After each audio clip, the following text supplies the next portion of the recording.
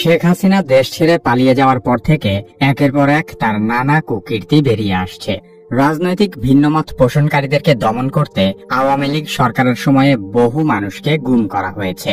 যে গোপন কারাগারে গুম করা হতো সেই জায়গাটার ছদ্মনাম হলো আয়নাঘর। শেখ হাসিনার আস্থাভাজন বাংলাদেশের সামরিক বাহিনীর গোয়েন্দা সংস্থার কিছু অসৎ অফিসার এই আয়নাঘর পরিচালনা করত। কি কেন কিভাবে এই পর্বে শেখ হাসিনার গোপন কারাগার আয়নাঘর সম্পর্কে আলোচনা করা হবে। বাংলাদেশের প্রতিরক্ষা বাহিনীর গোয়েন্দা সংস্থা directorate general of forces intelligence বা ডিজিএফআই হিসেবে পরিচিত। অভিযোগ রয়েছে যে ডিজিএফআই এর কাউন্টার টেরোরিজম ইন্টেলিজেন্স ব্যুরো বা সিটিআইবি আয়নাঘর নামে পরিচিত কুখ্যাত কারাগারটি রক্ষণাবেক্ষণ করে থাকে। 2022 সালে সুইডেন ভিত্তিক একটি স্বাধীন সংবাদ মাধ্যম মেট্রো নিউজের করা একটি অনুসন্ধানী প্রতিবেদনে আয়নাঘরের বিষয়টি সবার সামনে উঠে আসে। সেখান থেকে দেশের মানুষ জানতে পারে যে বিভিন্ন সময়ে বলপূর্বক গুমের শিকার ব্যক্তিদেরকে আয়নাঘরে আটক করে নির্যাতন চালানো হতো। আয়নাঘরে ঢাকা সেনানিবাসের ভেতরেই অবস্থিত বলে ধারণা করা হয়।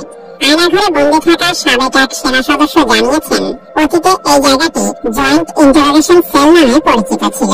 পরবর্তীতে একে সংস্কার ও বর্ধিত করে আয়নাঘর বানানো হয়েছে। গুমের শিকার হওয়া বেশ কয়েকজন সাবেক সেনাবাহিনীর কর্মকর্তা আয়নাঘরের অবস্থান প্রকাশ করেছেন। তারা জানিয়েছেন এই আয়নাঘরটি ডিজিএফআই এর অফিসের ঠিক পেছনেই অবস্থিত। এখানে কমপক্ষে 16টি কক্ষ রয়েছে, যেখানে একসাথে 30 জনকে বন্দী করে রাখা যায়। আয়নাঘরের দায়িত্বে থাকা কয়েকজন সামরিক কর্মকর্তা গোপন এই কারাগারের ছবিও প্রকাশ করেছেন। এসব ছবি দেখলেই বোঝা যায় গোপন এই কারাগারে কাউকে বন্দী করা কতটা অমানবিক। এখানে বহু লোককে বিনা বিচারে বছরের পর বছর, এমনকি যুগের পর যুগ আটকে রাখা হয়েছে।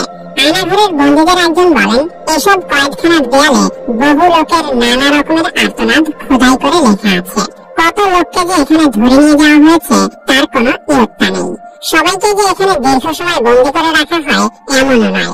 অনেককেই ছেড়ে দেওয়া হয়েছে, আবার অনেককে এখান থেকে হত্যাও করা হয়েছে। আয়নাঘরের বন্দীদের নির্যাতনের কথা শুনে যে কোনো হৃদয়বান ব্যক্তির মনে হবে এমন অমানবিক পরিবেশে দীর্ঘদিন বন্দী করে রাখার চেয়ে কাউকে হত্যা করাও অনেক ভালো। অভিযোগ রয়েছে ডিজিএফআই এর কিছু অসৎ কর্মকর্তা শেখ হাসিনা সরকারের কাছ থেকে অবৈধ রাজনৈতিক সুবিধা নেওয়ার জন্য এসব কর্মকাণ্ড করেছে। আওয়ামী লীগ সরকার ক্ষমতায় থাকাকালীন বিচার বহির্ভূত হত্যা, নির্যাতন এবং জোরপূর্বক গুমের অভিযোগগুলো বরাবরই অস্বীকার করে এসেছে। হাসিনা সরকার পতনের পরপরই এ ধরনের মানবতা বিরোধী অপরাধের প্রমাণ হাতে নাতে পাওয়া যায়।